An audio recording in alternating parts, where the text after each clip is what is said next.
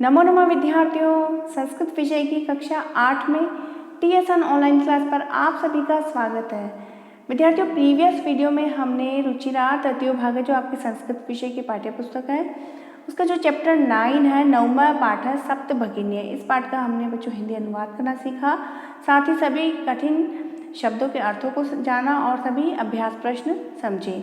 आज की कक्षा में बच्चों हम चैप्टर 10 10वां पाठ है नीति नवनीतम।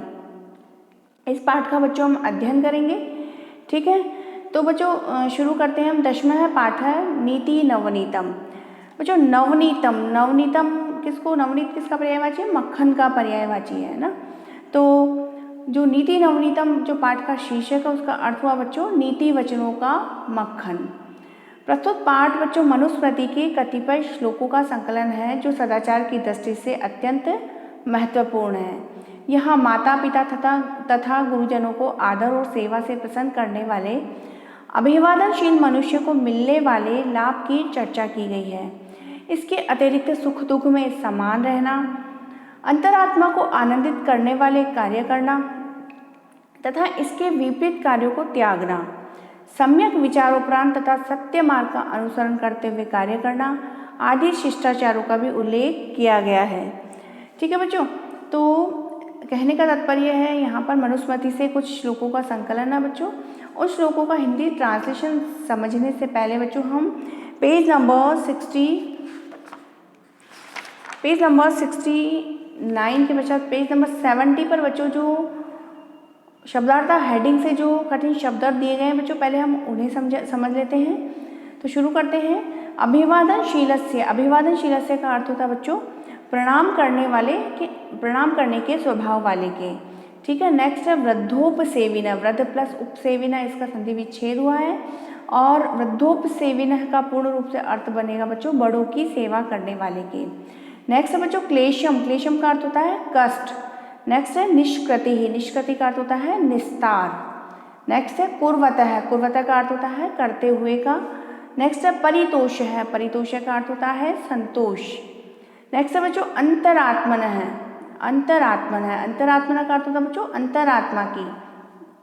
यहाँ लिखा है अनरात्मा, अनरात्मा नहीं होगा बच्चों यहाँ पे अंतरात्मा। ठीक है ना, अंतरात्मा यानी हृदय की। नेक्स्ट है कुर्वीत, कुर्वीत का अर्थ होता है बच्चों करना चाहिए। नेक्स्ट है न्यसेत, न्यसेत का अर्थ होता है रखना चाहिए या रखे। इसके पश्चात है बच्चों पूतम, पूतम का अर्थ होता है पवित्र। नेक्स्ट है नृणाम, नृणाम का अर्थ होता है मनुष्यों का। इसके बाद है बच्चों वर्षशतई, वर्षशतई यानी 100 वर्षों में। नेक्स्ट मीनिंग है बच्चों समाप्यते, समाप्यता का अर्थ होता है समाप्त होता है। नेक्स्ट है समासीन, समासीन का अर्थ होता है संक्षेप में। नेक्स्ट है विद्यात, विद्यात का अर्थ होता है जानना चाहिए। और अंतिम हार्ड वर्ड है बच्चों सत्यपूताम, यानी सत्य से पवित्र, यानी कि जो सच, सच को क्या बोलते हैं? सत्यपूताम। पुनः चलते हैं पेज नंबर 69 पर जहाँ से हमारा चैप्टर स्टार्ट हो रहा है बच्चों। ठीक है, तो इन नीति वचनों को, नीतिगत बातें जिन श्लोकों में बताई गई है उनको हम पढ़ लेते हैं बच्चों। और जो शिक्षा आपको ग्रहण करनी चाहिए वो आप अच्छे से सुने और उस शिक्षा को अपने जीवन में धारण भी करें। ठीक है ना।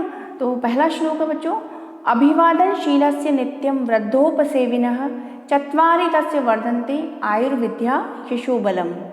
ठीक है ना, अभिवादनशीलस्य यानी कि अभिवादनशीलस्य, अभिवादनशीलस्य का अर्थ हमने अभी भी पढ़ा था बच्चों कि प्रणाम करने के स्वभाव वाले के। नित्यम, नित्यम यानी निरंतर, हमेशा। वृद्धोपसेविन यानी कि जो बड़ों की सेवा करने वाले के। चत्वारि में 4 और वर्धन्ते, तस यानी उसके, वर्धन्ते यानी बढ़ना। और आयु, विद्या, यश और बल, 4 इसमें चीज़ें दी गई हैं बच्चों। ठीक है ना।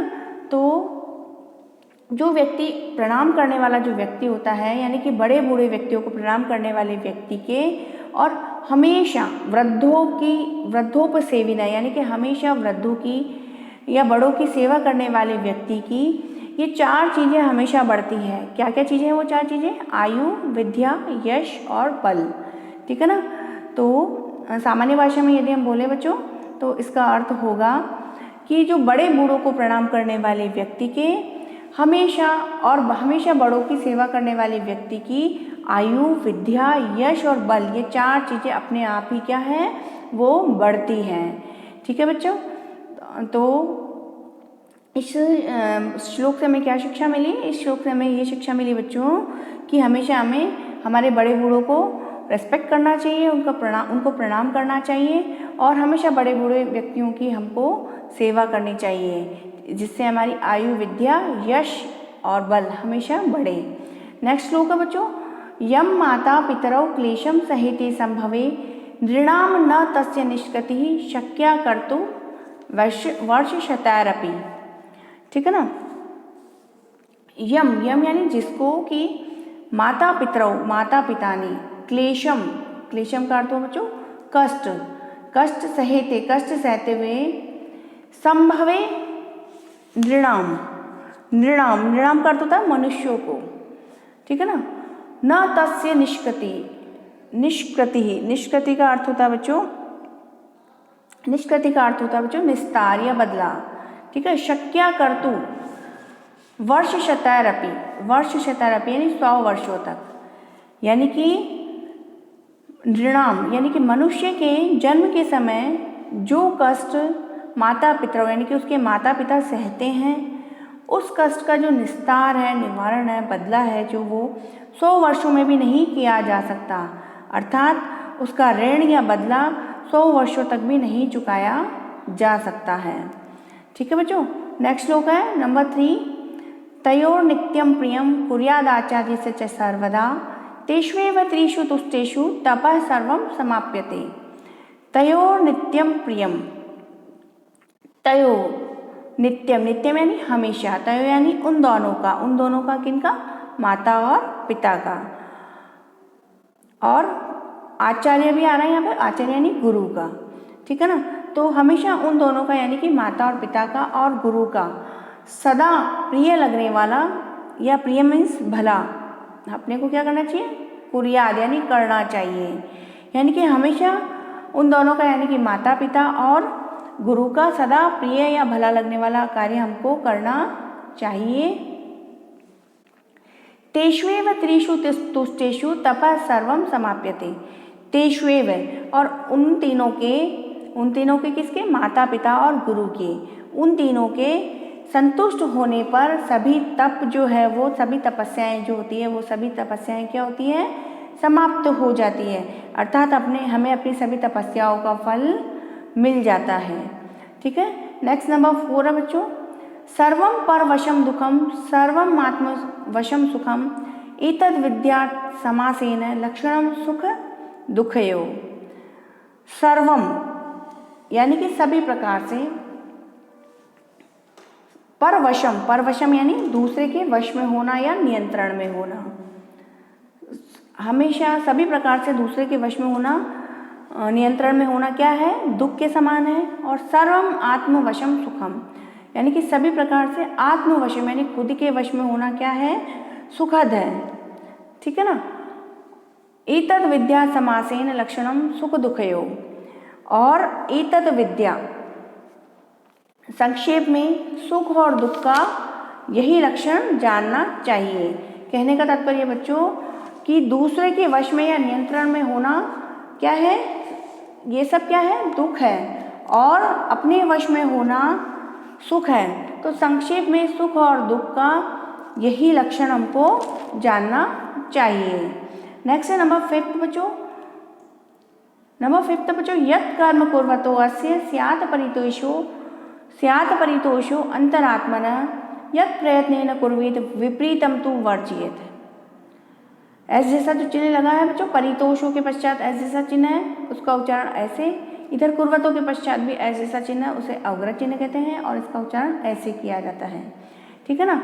तो अर्थ भी समझ लेते हैं हम। यत् कर्म कुर्वतो अस्य, यत् कर्म यानी कि जिस कार्य को करते हुए, अस्य यानी कि हमें, स्यात् परितोषो में संतुष्ट, और अंतरात्मन यानी कि जिस कार्य को करने से हमारी अंतरात्मा संतुष्ट हो, सेटिस्फाइड हो, उस कार्य को हमको करना चाहिए। तत् तत्प्रयत्नेन कुर्वीत, उसको हमको प्रयत्नपूर्वक करना चाहिए। विपरीतम तु वर्जेत, और जो विपरीत हो यानी कि जिससे हमारी अंतरात्मा संतुष्ट नहीं हो, उस कार्य को हमको वर्जेत यानी कि छोड़ देना चाहिए, त्याग देना चाहिए। कहने का तात्पर्य बच्चों कि जिस कार्य को करते हुए अंतरात्मा, जो हमारी अंदर की आत्मा है, वो संतुष्ट हो, उस कार्य को हमको प्रयत्नपूर्वक करना चाहिए, और इसके विपरीत संतोष न होने वाले कार्य को हमको छोड़ देना चाहिए। नेक्स्ट है बच्चों, दृष्टिपूतम न्यसेत पादम वस्त्रपूतम जलम पीबेत सत्यपूताम वदेद वाचम मनःपूतम समाचरेत। दृष्टिपूतम यानी कि दृष्टि से पवित्र, यानी कि अच्छी तरह से देख करके। न्यसेत, न्यसेत का अर्थ रखना, पादम यानी पैर, यानी कि दृष्टि से पवित्र यानी कि अच्छी तरह से देख करके हमको पैर रखना चाहिए। वस्त्रपूतम, वस्त्र से पवित्र करके, जलम पीबेत, जल को पीना चाहिए। सत्यपूताम, सत्य से पवित्र यानी कि सच्ची वाणी हमको क्या करनी चाहिए, वद, वद मीन्स बोलना, सत्य से पवित्र सच्ची वाणी हमको बोलनी चाहिए। और मनःपूतम समाचरेत, और मन से पवित्र यानी कि उत्तम आचरण हमको करना चाहिए। ठीक है बच्चों, तो बच्चों आज की कक्षा में हमने जो आपका चैप्टर 10 है नीति नवनीतम, इसमें जो मनुस्मृति से संबंधित कुछ श्लोक दिए गए हैं, नीतिगत वचनों का मक्खन यानी कि जो नीतिगत मॉरल बातें हमें सिखाई गई है बच्चों, वो हमने सीखी बच्चों। आशा करती हूँ आप सभी इन सभी नीतियुक्त बातों को अपने जीवन में धारण करेंगे। ठीक है बच्चों, आज की कक्षा में इतना ही बच्चों। अगली कक्षा में हम इस पाठ के अभ्यास प्रश्न हल करेंगे। अगली कक्षा में फिर मिलते हैं, तब तक के लिए शुभम मंगलम।